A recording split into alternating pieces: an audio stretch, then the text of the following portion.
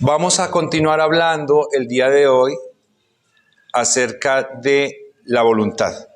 ¿Sí? La semana pasada estuvimos hablando de voluntad. Esta semana el versículo que nos corresponde o el pasaje que nos corresponde también va a seguir hablando y va a seguir profundizando un poco sobre ese tema que estuvimos tratando la semana pasada acerca de la voluntad. Para no entrar así como tan en seco, pues vamos a recordar un poquito acerca de lo que hablamos de la voluntad la semana pasada. Dijimos que la voluntad es, como lo describe un diccionario, es simplemente pues el deseo o la intención de hacer una cosa. ¿Sí? ¿Se acuerdan? Eso es voluntad. ¿Sí? La voluntad humana, el diccionario solamente nos describe la voluntad humana, nos dice que es el deseo o la intención o la resolución firme de alguien de hacer algo. ¿Sí? Eso es la voluntad. Sin embargo, la semana pasada nosotros no estuvimos hablando de la voluntad humana, sino estuvimos hablando de la diferencia que hay entre la voluntad humana y la voluntad de Dios. ¿Sí? Entonces, mientras que nosotros decimos que la voluntad humana es una resolución, que es una intención, que es un deseo, o que a veces pues es una firme propósito que tiene una persona, esta voluntad es una voluntad limitada o una capacidad limitada porque el hombre pues no está en la posibilidad de lograr todo aquello que se propone.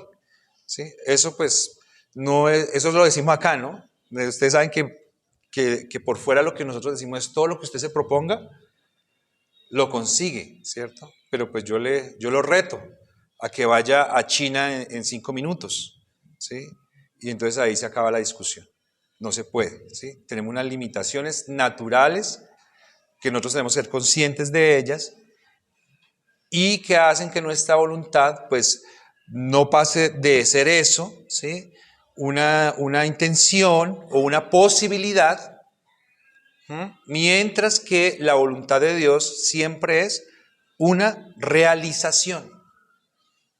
La voluntad de Dios no se quedará jamás en intenciones. La voluntad de Dios siempre es una eterna, un eterno completar de resoluciones, de decisiones. Todo lo que Dios se propone, todo lo que Él se dispone, todo lo que Él piensa, lo hace. ¿Por qué? Porque Él no tiene limitaciones en capacidad, en poder, de ninguna forma, ¿cierto?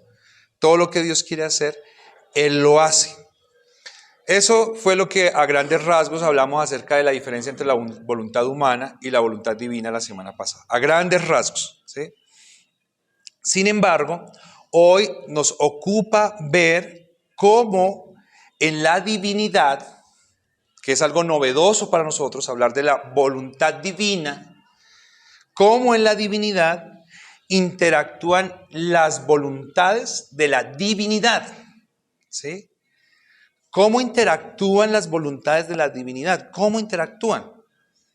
¿Sí? Porque recordemos que aunque nosotros tenemos una doctrina que es monoteísta, ¿sí? Nosotros creemos en un solo Dios, hay un gran misterio en nuestra doctrina y es que este solo Dios está compuesto por 3 personas y son 3 personas definidas, ¿sí? Autónomas, 3 personalidades. Entonces eso es un misterio y ese misterio pues tiene que generar unas preguntas, porque si estas 3 personas que hacen parte de la divinidad actúan en acuerdo continuamente, pues nosotros nos preguntamos, ¿y cómo lo hacen? ¿Sí? ¿Cómo hacen para no pelear? Si a mí me cuesta ponerme de acuerdo con mi esposa y somos 2, ¿cómo será la divinidad? Que son 3. ¿Quiénes son? Padre, Hijo y Espíritu Santo, ¿cierto? Entonces, ¿cómo hacen ellos? ¿Cómo deciden? ¿Sí? ¿Cómo no se agarran? ¿Cómo un día nos dicen vamos a repartirnos la tierra en tres? ¿Cómo hacen? ¿Por qué no lo han hecho? Entonces, parte de eso nosotros vamos a ver y también vamos a revisar un poco cómo encajamos nosotros en esa resolución volutiva de la divinidad. Vamos nosotros a mirar y nosotros hay qué, ¿sí? ¿Qué velas tenemos en todo eso?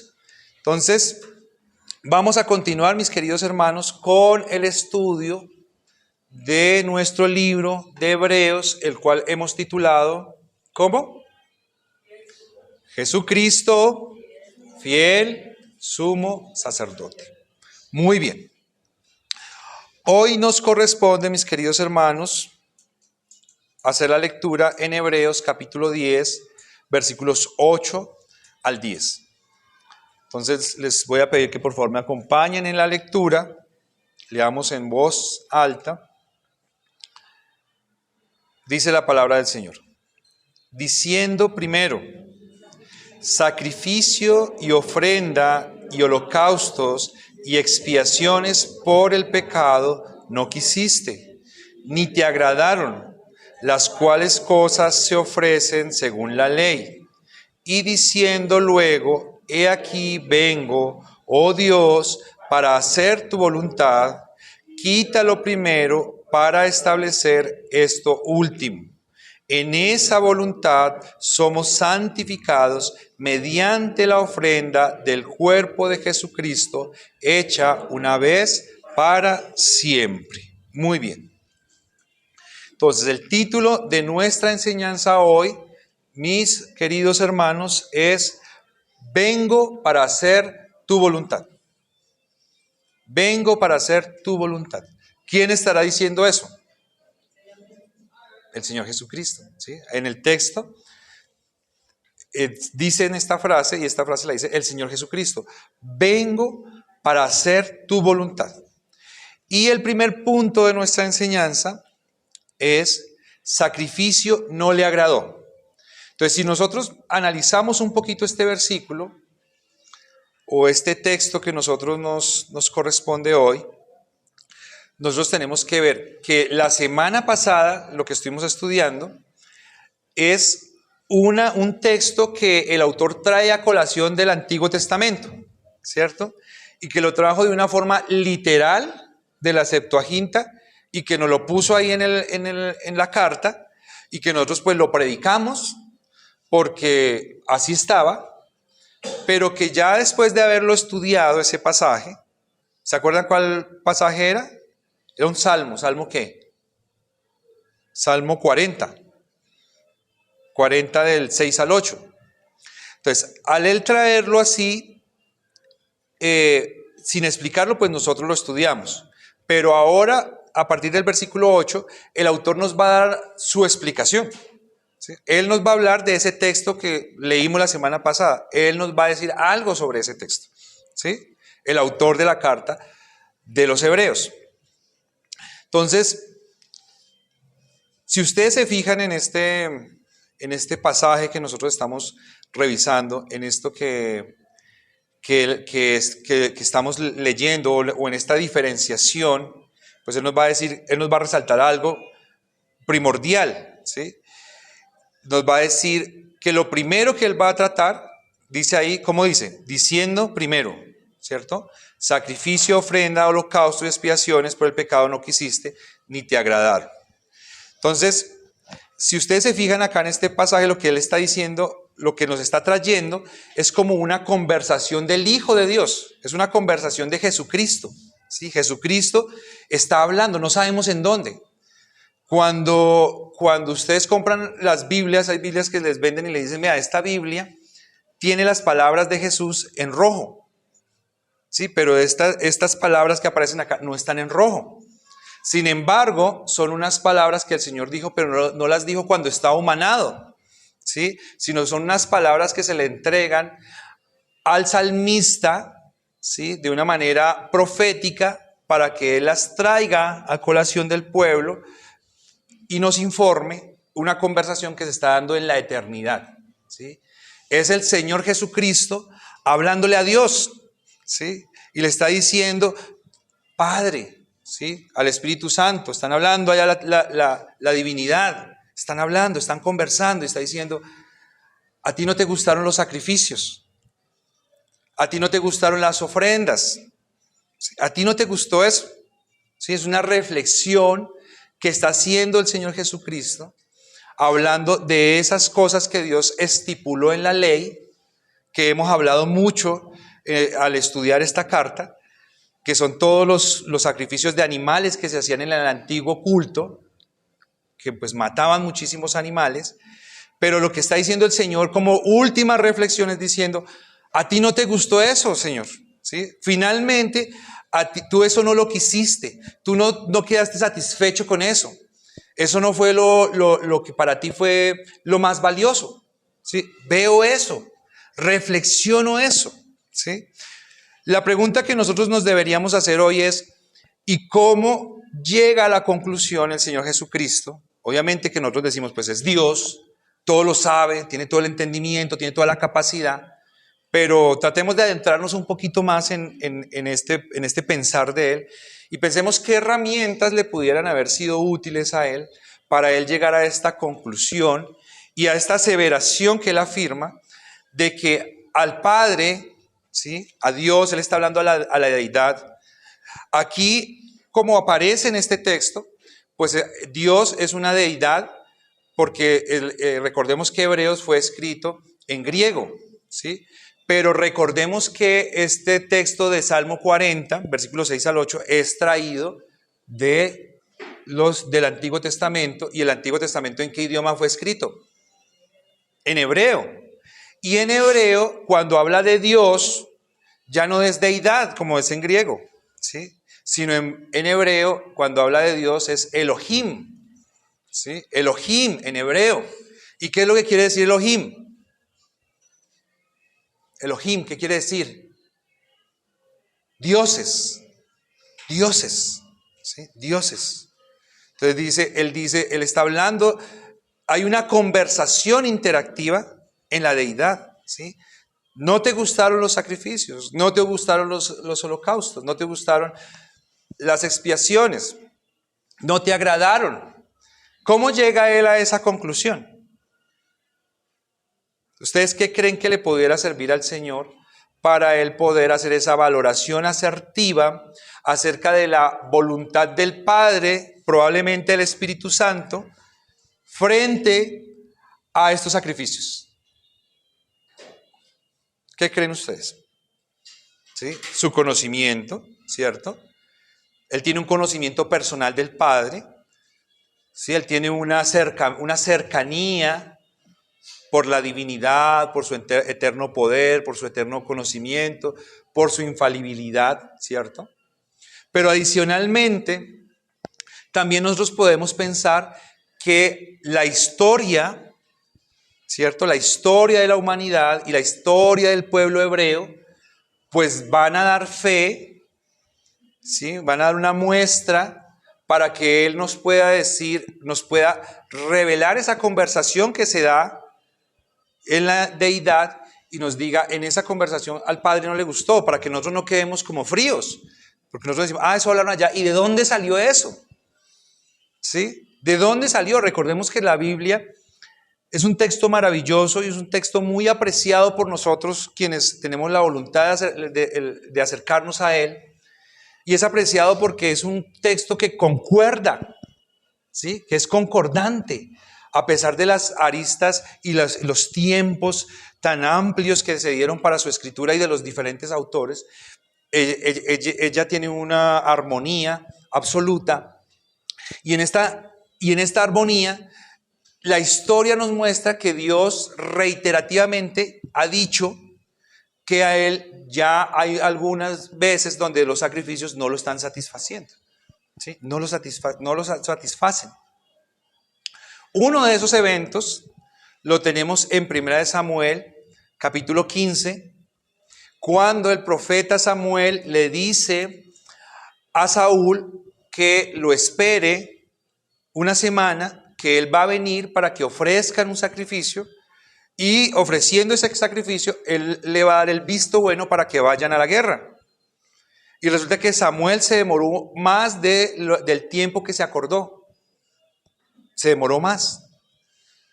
Y como se demoró más, Saúl se empezó a desesperar porque vio que la gente no se aguantaba en su lugar de reclutamiento, sino que se empezaban a desertar, se estaban escapando. Entonces él dijo, no, tenemos que ir a la guerra. Pero como él era un hombre piadoso, dijo, no podemos ir a la guerra sin ofrecer el sacrificio. Y entonces Saúl mató el animal y lo ofreció en sacrificio a Dios. ¿Hizo bien Saúl? Aparentemente hizo bien, ¿cierto? Porque fue piadoso, no quería ir sin poner las cosas en las manos de Dios, no se saltó ese paso, ¿sí? Solamente había un detalle, y ese detalle era que el sacrificio no le correspondía ofrecerlo al rey. Los reyes no habían sido puestos para ofrecer sacrificios, sino que ese era un oficio que le correspondía única y exclusivamente en ese momento a los profetas y a los sacerdotes. Entonces, ¿hizo bien Saúl? No hizo bien, porque él usurpó una función que no era del carácter, del oficio para el cual él había sido puesto. Y entonces a Dios no le gustó ese sacrificio. Y Dios dijo, yo me agrado más de la obediencia que de los sacrificios. ¿Sí? O sea, un sacrificio no es ofrecer un sacrificio por ofrecerlo. ¿Sí? No es dar por dar. Hay cosas de fondo que hay que observar a la hora de tratar de agradar a Dios. ¿Sí? Entonces, aquí tenemos una parte de la historia, pero hay muchos lugares en la historia donde Dios dice, me hastié de sacrificios, me hastié de animales muertos, me hastié de todo lo que ustedes traen, yo no los puedo aceptar, ¿sí? No lo quiero ni voltear a mirar, no piensen que les voy a responder por los sacrificios que ustedes me están dando. ¿Sí? Estaba hastiado, estaba molesto, estaba incómodo el Señor por eso. Entonces, el Señor Jesucristo, ¿será que sabía eso? Claro, obvio, ¿no? Obvio que el Señor Jesucristo sabía, tenía conocimiento de esa historia, tenía conocimiento de la revelación de Dios. Él es Dios, ¿sí? Él participó en ella, donde Dios mismo está diciendo, no quiero esto. Y tenemos abundantes versículos, la semana pasada leímos algunos, hoy vamos a leer otros, donde la Escritura nos muestra a nosotros que el Señor Jesucristo, que el Padre, que Dios, que la deidad, no estaba ya contentos con esa adoración, sino que esa adoración que estaba dando el pueblo, en muchos momentos, se convirtió en una adoración odiosa frente a Dios. O sea, mientras que el pueblo trataba de agradarle a Dios, ¿qué era lo que estaban logrando?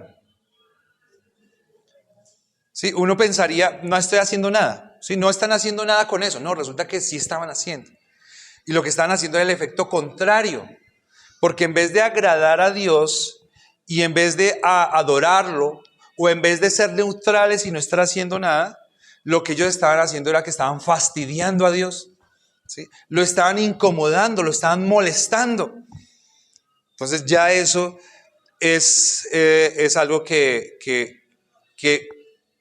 nosotros tenemos que adherirlo a nuestro entendimiento, porque a nosotros nos puede pasar lo mismo, ¿sí?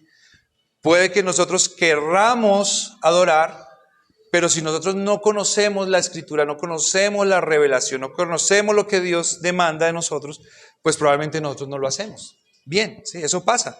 Mucha gente que dice, no, yo hago las cosas de una manera diferente, ¿sí? Yo hago las cosas diferente. Sí, yo, por ejemplo, el Día del Señor yo lo celebro adorando a Dios, yéndome a ver una película en un cine. Esa es la forma como yo adoro a Dios. ¿Sí? ¿Es válido? Pues para esa persona es válido. ¿Sí? Pero si lo confrontamos frente a lo que Dios pide, lo que estábamos leyendo ahora en Éxodo, pues nosotros decimos, no, hay una diferencia frente a lo que dice el texto, frente a lo que una persona puede pensar por sí misma, ¿no? O sea, sin tener en cuenta la expresión de Dios. Entonces, Dios ha regulado toda la adoración ceremonial. Para eso tenemos la Biblia, ¿sí? Hay una regulación, hay una norma, unas normas que enmarcan todo lo que tiene que ver con la adoración. No estamos libres, no podemos adorar como nosotros queramos. Pero lo que nosotros tenemos que entender es que esa regulación o esa adoración ceremonial que Dios estableció para el culto de todos los tiempos no es simplemente un acto religioso, sino que es la máxima expresión de lo que el pueblo tiene en el corazón. ¿Sí? Y eso nosotros lo tenemos que entender. Ayer leía a alguien que estaba colocando por ahí en sus redes y decía, yo siempre le decía a mi mamá, ¿qué quiere que le regale en la Navidad? Y mi mamá me decía, yo no quiero nada, mi amor, yo no quiero nada, papito. Yo lo único que quiero es que estemos bien, que estemos con salud, que estemos juntos, que estemos tranquilos, que estemos en armonía. Y él decía, sí, mamá, está muy bien, chévere todo eso que su merced quiere, excelente, pero ¿qué le doy? ¿Sí? ¿Qué le regalo? Entonces, él contaba esa experiencia con nostalgia ayer, porque decía, ya hace unos años que mi madre partió, ¿sí? Hace unos años que mi madre no está. Y ahora que ella no está, yo pienso en que ella tenía toda la razón, ¿sí? A mí me parecía pues como tan trivial como para decir que no le dieran un regalo, que no gastaran plata en ella. Pero ahora que ella no está, yo pienso que ella tenía la razón, porque lo más importante era poderla tener a ella, poder estar cerca de ella, poder disfrutar y poder tener esa compañía, ¿sí? Realmente hay detalles que son muy bonitos, ¿sí? Hay detalles que a uno lo pueden marcar, ¿sí? De un familiar, de un amigo, de cualquier persona, ¿sí? Una palabra, una acción, un regalo, una salida, una comida, cualquier cosa, eso lo puede marcar a uno, ¿sí? Pero realmente lo importante no es el detalle, ¿cierto? Porque si a mí me invitan a almorzar, supongamos que ustedes me invitan a almorzar a la casa, yo voy a almorzar a su casa y en la casa usted empieza a hacerme una cantidad de reclamos, ¿sí? Después del almuerzo. Ay, mira, es que yo tengo contra usted esto, no sé qué. Y yo salgo disgustado. ¿Será que ese detalle tiene el mismo valor si uno está bien, está contento, pasa agradable y todo fue fantástico? ¿Tiene el mismo valor? ¿Sí? Tiene el mismo valor cuando una persona llega con un detalle modesto, pues, probablemente por una fecha especial, cualquiera que sea, y lo entrega. O es lo mismo cuando llega el esposo borracho que no se puede ni tener y con el pollo en la mano y le dice, vea mija, acá le traje un pollito, ahí como para bajarle al regaño. No tiene lo mismo, ¿cierto? Entonces, en el culto a Dios pasa exactamente igual. ¿Sí? Es maravilloso que nos congreguemos para adorar al Señor. Es maravilloso que nosotros hoy nos hayamos reunido a comer tamalito y chocolatico y quesito. ¿Sí? Lástima por los que no les quedó, que nos tocó comer doble. Pero eso no es lo más importante, ¿sí? Lo más importante, ¿qué es? El corazón, ¿cierto? Nuestro corazón, eso es lo más importante. A veces que uno dice, yo no quisiera que me den nada, yo no quiero tener nada, no me importa si me dan, si me regalan, si me ofrecen, si me invitan, no me importa. Lo que me importa es estar tranquilo, estar en paz, que no haya problemas, que no hayan discusiones, eso es lo más importante, ¿cierto? Eso es lo que uno más valora. Y si nosotros lo valoramos, pues imagínense Dios, que es un ser excepcional y quien fue quien ordenó todo el tema de la ceremonia. ¿Sí? A Él le importa que nosotros hagamos el culto, no vamos a llegar a otro extremo a decir, pues no hagamos culto, no, ¿sí? Pues no hagamos nada, ¿sí? Pues no le regalemos nada a nadie, no invitemos a nadie. No es ese es el otro extremo, no. Pero tengamos un poco de equilibrio, y ese equilibrio no lo pudo tener el pueblo de Israel frente a la adoración a Dios en muchos momentos. Entonces, si la adoración ceremonial, que es lo que estamos haciendo nosotros acá, una ceremonia de adoración, está desconectada de una vida piadosa delante de Dios, pues no solamente es algo que es inútil, sino además es algo que está afrentando a Dios. Nos estamos constituyendo en enemigos de Dios, porque es decirle, ve, aquí estoy, usted conoce todo lo que yo soy, usted conoce todo lo que yo hago, usted conoce todo lo que yo siento, lo que yo pienso, y no me importa, ¿y qué? Imagínense esa actitud frente al Rey de los cielos. Es equivocada, claramente. Dice Isaías 66, versículo 3. El que sacrifica buey es como si matase a un hombre. El que sacrifica oveja, como si degollase un perro. Imagínense esa comparación que está haciendo el Señor, ¿sí? Sobre los sacrificios que le estaban ofreciendo. El que sacrifica un buey es como si matase a un hombre. La ley dice no matarás. El que sacrifica una oveja, que fue algo que Dios mandó, como si degollase un perro, un animal completamente inmundo para el pueblo hebreo. El que hace ofrenda, como si ofreciese sangre de cerdo, otro animal inmundo para el pueblo hebreo. El que quema incienso, como si bendijese a un ídolo. Y porque escogieron sus propios caminos, y su alma amó sus abominaciones. Isaías 1:11 dice, ¿para qué me sirve, dice Jehová, la multitud de vuestros sacrificios?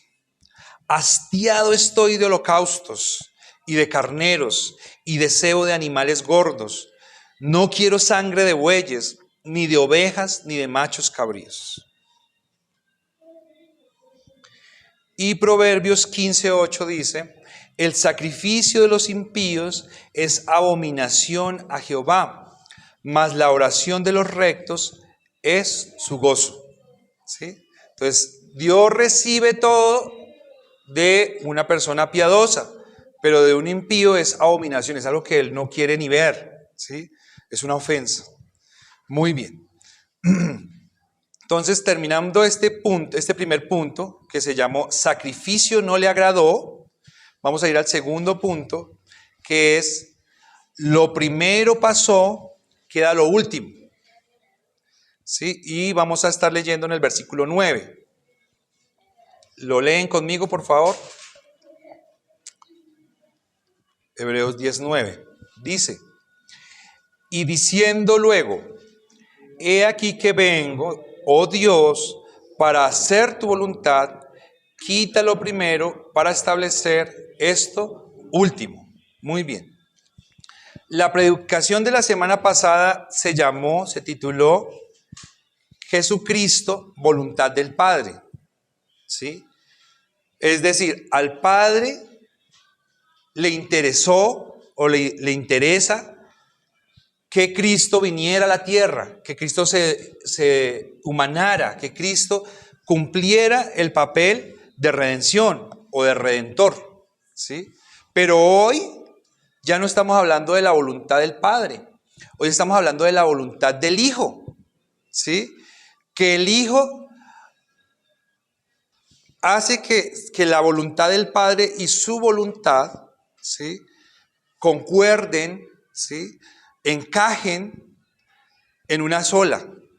Y Él dice, a ti no te agradó, Padre, los sacrificios, a ti no te agradaron estas ofrendas, no te agradaron. Ok, entonces yo voy a ir a hacer lo que tú quieres, lo que a ti sí te agrada, y me voy a encarnar, me voy a humanar y voy a morir por los pecadores. Entonces, segundo punto, lo primero pasó, queda lo último.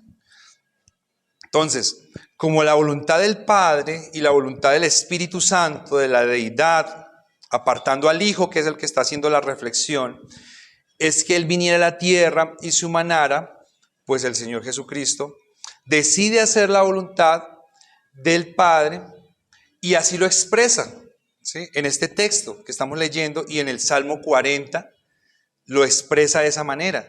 Y eso es muy interesante para nosotros, porque nosotros, por ejemplo, la semana pasada estuvimos leyendo algunos textos donde el Señor Jesucristo hablaba de que a Él le interesaba hacer la voluntad de Dios, de que la comida de Dios era hacer la voluntad de Dios, ¿sí?, que Él no iba a dejar hasta que Él no cumpliera todo lo que estaba escrito y que era voluntad del Padre, ¿sí? Todos esos textos que nosotros leímos en Juan son textos que nos hablan de la forma en que se expresa el Hijo de Dios humanado. Pero es muy interesante cuando nosotros tenemos ahora acá, bajo la lupa, un texto donde nos dice cómo habla el Hijo antes de encarnarse, ¿sí? En la eternidad, ¿sí? ¿Cómo habla el Hijo? Porque uno puede decir, no, pues claro, es que estaba encarnado, estaba en una posición de inferioridad como un simple hombre, ¿sí? Él estaba en una dependencia absoluta de Dios, entonces tenía que decirle que todo hacía al Padre, así como somos nosotros de mal pensados muchas veces. Sin embargo, este versículo hermoso nos muestra cómo el Señor Jesucristo tiene un acuerdo completo en la eternidad con el Padre y una disposición plena para hacer la voluntad de Dios desde la eternidad. Y dice, ok, ¿no te agradaron? Excelente, yo voy, ¿sí? Yo voy, yo lo haré, ¿sí? ¿Y qué pasó después de que él dijo esto? ¿Se quedó en veremos? Se cumplió, ¿cierto? Se cumplió. Recordemos que hay un texto que el Señor Jesucristo nos enunció en Mateo 21, donde se nos cuenta acerca de dos hijos. Dice, un padre tenía dos hijos y él les hizo una propuesta de que fueran a trabajar, ¿sí? Que fueran a trabajar con él, a trabajar en la viña, a trabajar en su obra, a trabajar en su campo. Y dice que de esos dos hijos hubo uno que le dijo, yo no voy. ¿Sí? Así como le contestan a uno los hijos ahora, que le dicen, qué pereza, ¿sí? Ay, qué pereza, yo no voy. Y entonces le dijo al otro, y el otro le dijo, yo voy a ir. Pero resulta que a la hora del trabajo, el que dijo que iba a ir, no fue, ¿sí? Así nos pasa a nosotros a veces, no fue. Pero el que había dicho que no iba a ir, se arrepintió y fue a trabajar. Y el Señor pregunta, ¿quién hizo la voluntad del Padre? ¿Quién de estos hizo la voluntad? El que fue, aunque había dicho que no, aunque había dicho que no iba a ir, ¿sí? Ese hizo la voluntad del Padre. Así actuamos muchas veces nosotros, ¿sí? Muchas veces nosotros le hemos dicho al Señor que no y terminamos yendo porque pues ante la conquista del Señor pues nosotros no tenemos absolutamente nada que hacer, ¿sí? Hay muchas cosas que nosotros hemos dicho, yo la voy a hacer y la voy a hacer como sea y no podemos, ¿sí? Pero aquí vemos la voluntad de Dios, Hijo, pleno, en toda autoridad, en todo conocimiento, y Él dice, yo voy a ir. ¿Y qué hizo? Y fue, ¿sí? Ahí está Él como nuestro ejemplo. Ahí está Él como el Hijo unigénito de Dios, como la perfección, ejemplo para toda la iglesia, un ejemplo de humildad, un ejemplo de sujeción, un ejemplo de trabajo articulado con la deidad, ¿sí? Y de trabajo voluntario. ¿Sí? Eso es muy bonito que nosotros lo podamos encontrar en la deidad, ¿sí? Porque si algo que nos cuesta a nosotros, hermanos, en todos los aspectos, es aprender a trabajar articulados, ¿sí? Yo digo, yo trabajo, pero me obedecen a mí, ¿sí? Hacen como yo les diga, ¿sí? Si no, entonces no me funciona. Si no, entonces no quiero, ¿sí? Esto no me gustó y entonces uno muchas veces termina saliendo y termina aislándose porque pues es como yo diga, ¿sí? Pero el Señor Jesucristo nos da a nosotros un ejemplo maravilloso de articulación, de sujeción, de humildad. Entonces, Cristo, voluntad del Padre, ¿sí? Para el Padre la voluntad era que el Cristo fuera y se humanara. Para el Hijo, la voluntad de Él es hacer la voluntad del Padre y del Espíritu Santo. Ahora la pregunta que nosotros nos tenemos que hacer es, ¿y nosotros cómo encajamos ahí? ¿Y nosotros cómo vamos, como dicen por ahí? ¿Sí? ¿Y nosotros cómo estamos? La deidad trabaja articuladamente de forma perfecta, pero nosotros ¿cómo trabajamos con esa articulación? ¿Cómo vamos ahí nosotros? ¿Quieren que les diga cómo vamos? De una manera sincera. Nosotros vamos a empujones, ¿sí? Nosotros vamos a rastras. Nosotros vamos porque Dios sobra a nosotros. De otra manera, no iríamos. Esa es la realidad. Entonces, el Señor dice, lo primero pasó, he aquí vengo para hacer tu voluntad. Quita lo primero para establecer lo último. ¿Qué es lo último, hermanos? ¿Qué es lo último? Lo último es la obra de Cristo. Lo último es el nuevo pacto. Lo último es el último sacrificio. ¿Sí? Lo último es lo que tenemos nosotros ahora. ¿Sí? Muy valioso esto, hermanos, para nosotros. Ahorita que hay estos movimientos mesiánicos, estos movimientos reconstruccionistas, estos movimientos que quieren atraer a la gente a unos pensamientos de vida ermitaña. Sí, hay movimientos de gente que arman unas fincas enormes y se van por allá a vivir y entonces se quieren vestir como se vestían en el Antiguo Testamento y vivir como vivían en la antigüedad y empezar a hacer cosas que se hacían en la antigüedad porque les parece que es lo más fiel a la Escritura. Sí, pero el Señor Jesucristo, ¿qué dice? Lo anterior ya pasó y Dios quítalo. ¿Será que Dios va a quitar lo que el Señor Jesucristo le está diciendo? Claro que sí. Si esto es un anuncio, Dios lo quita. Dios quita la prevalencia, ¿sí? O quita la vigencia de estas actividades que se desarrollaban en el antiguo culto y ahora va a establecer el nuevo culto, que es el que se va a presentar a través de nuestro Señor Jesucristo. Esto último, que es Cristo, que es su culto, que son sus discípulos, que es el reino de los cielos que Él estableció, que Él impulsó y que se empieza a desarrollar, es lo que queda establecido. Y lo anterior, ¿qué es? Quitado, ¿sí? Pierde vigencia. Lo primero pasó, queda lo último. Dice Hebreos capítulo 7, versículos 18 al 19.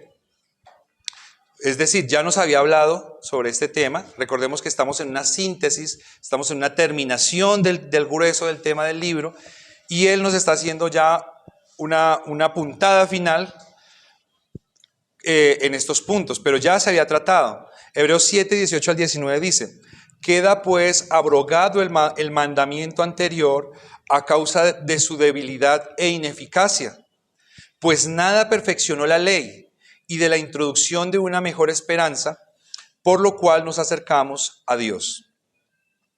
Hebreos 8:13 dice, es decir, lo vamos a ver más adelante, nuevo pacto, al decir nuevo pacto, ha dado por viejo al primero, y lo que se da por viejo y se envejece está próximo a desaparecer. Es decir, no está vigente ese viejo pacto. Mateo 21, 28 al 30 dice, ¿pero qué os parece? Un hombre tenía 2 hijos y acercándose al primero le dijo, hijo, ve hoy a trabajar en mi viña. Respondiendo él dijo, no quiero, pero después arrepentido fue. Y acercándose al otro le dijo de la misma manera y respondiendo él dijo, sí señor, voy, y no fue. Muy bien, mis queridos hermanos.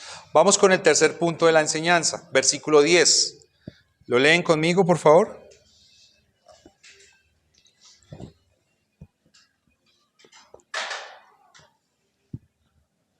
Hebreos 10, 10.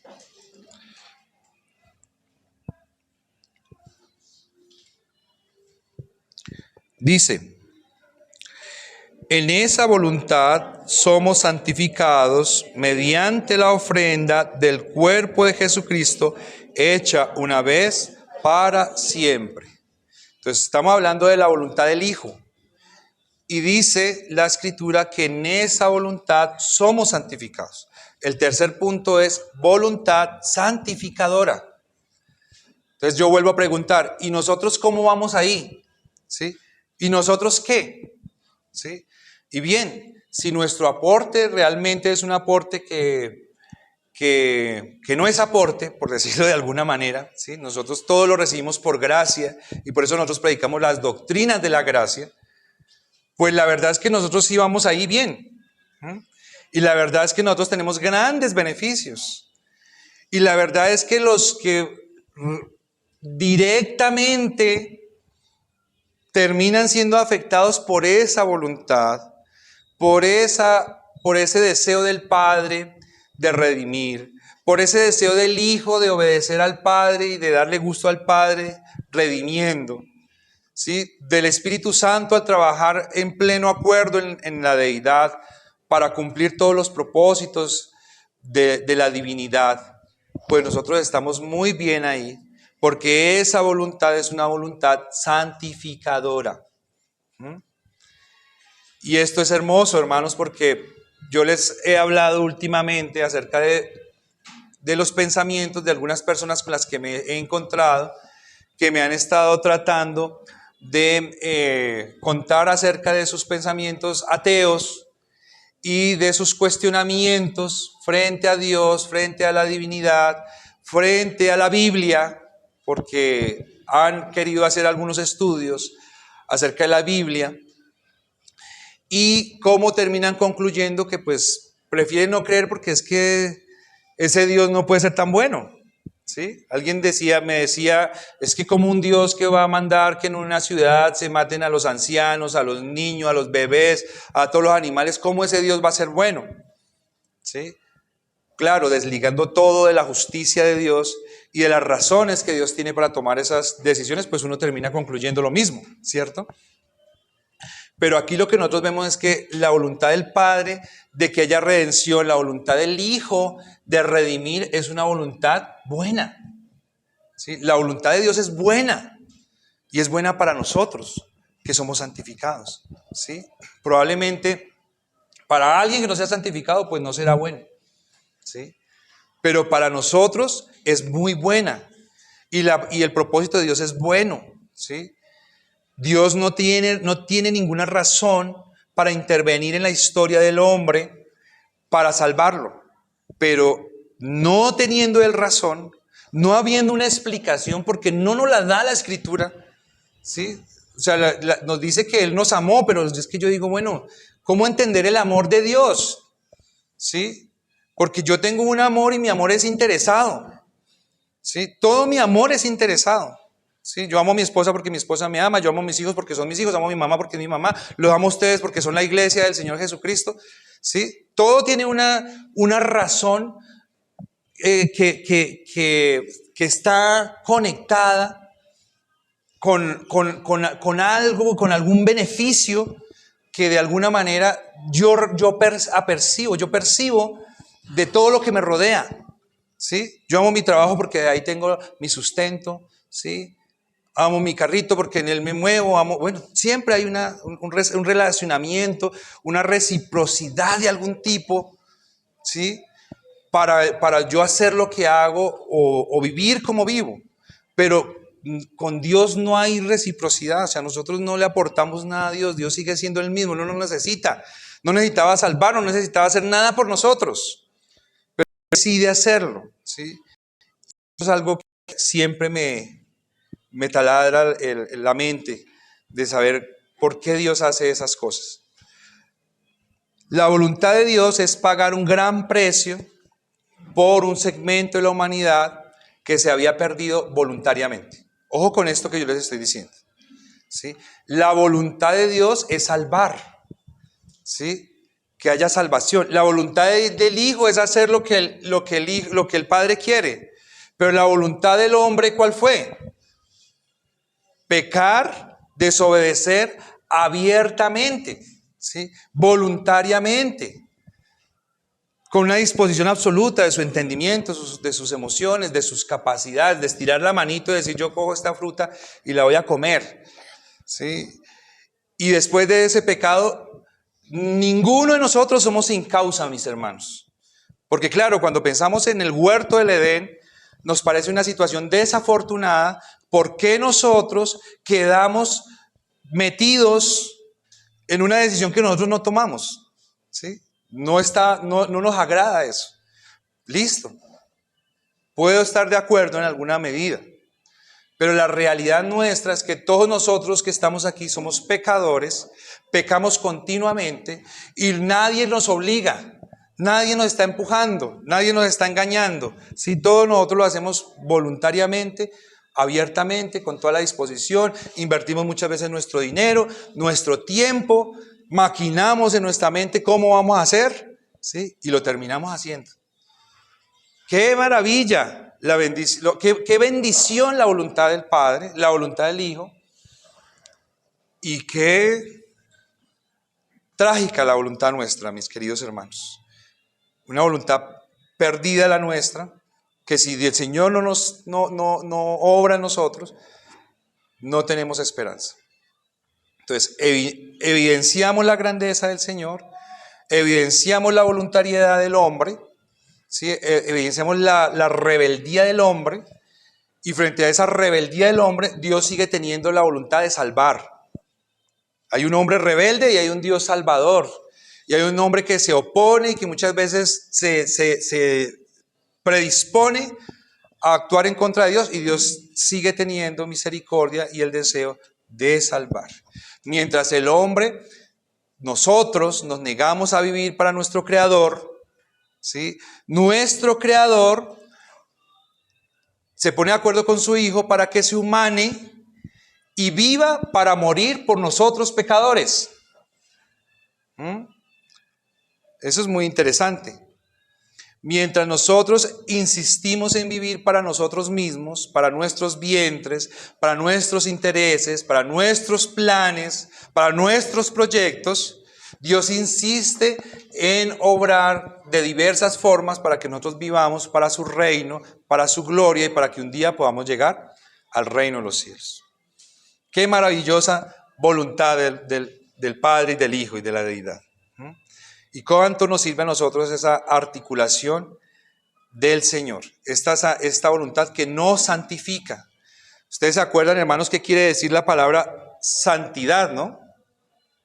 ¿Sí se acuerdan o no? Santidad, separado, ¿sí? Apartado. Yo siempre pongo ese ejemplo. Yo soy de ejemplos de escuelita, ¿no? No voy a cambiar. Ese soy yo. Entonces yo digo, la santidad la podemos comparar como cuando a usted le regalan un pocillito en la casa con su nombre, ¿sí? A mí me regalaron una vez uno muy bonito con mi nombre. Y usted dice, en este pocillo solamente me sirven a mí. A nadie más le sirven en ese pocillo. ¿Yo qué hice con ese pocillo? Lo separé, que es lo mismo que santificar o apartar. Lo separé para mí, ¿sí? En Cristo, en Dios, nosotros somos separados. La voluntad de Dios es separar un pueblo para Él. Y en esa voluntad Él hace una obra completa en nosotros, santificándonos y llevándonos al reino de los cielos. Gloria a Dios por eso, mis hermanos. Voluntad santificadora. Juan 17:19 dice, y por ellos yo me santifico a mí mismo. Vean esto que dice el Señor Jesucristo estando en la tierra. Y por ellos, hablando de nosotros, hablando de la iglesia, el pueblo de Dios, de los escogidos, de los elegidos, dice, y por ellos yo me santifico a mí mismo. Por ellos yo me separé para este oficio. Por ellos yo separé este tiempo. Por ellos yo dedico estos 33 años. Casi nada, ¿no? Una bobadita. Para que también ellos sean santificados en la verdad. Juan 17:17 dice, santifícalos en tu verdad, tu palabra es verdad. O sea, 2 versículos antes, está diciendo que nosotros somos, que Dios es el que nos santifica a través de su palabra. Es que a veces somos tan incoherentes que nosotros pensamos que la santificación es nuestra porque nosotros leemos la Biblia. ¿Sí? Si es que la Biblia la tenemos porque Dios nos la dio. Y Él es el que pone el querer como el hacer por su buena voluntad. ¿Sí? Si nos acercamos a ella medianamente es porque Dios está obrando en nosotros. Gloria a Dios por eso. Él es el que nos santifica. Hebreos 10:14. Porque con una sola ofrenda hizo perfectos para siempre a los santificados. Y Primera de Tesalonicenses 4:3 dice, pues la voluntad de Dios es vuestra santificación que os apartéis de fornicación.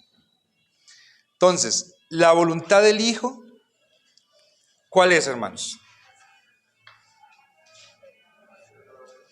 La voluntad del Padre.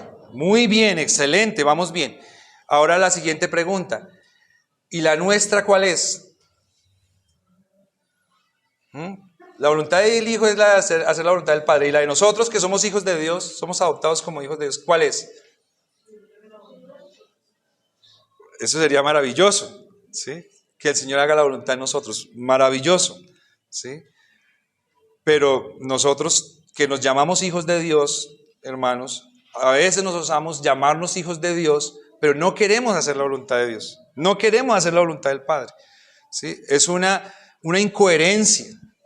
Entonces, lo que vamos a hacer hoy, hermanos, en oración, y los invito a que me acompañen, vamos a orar y a pedirle al Señor que nos ayude a tener voluntad para hacer su voluntad, ¿sí?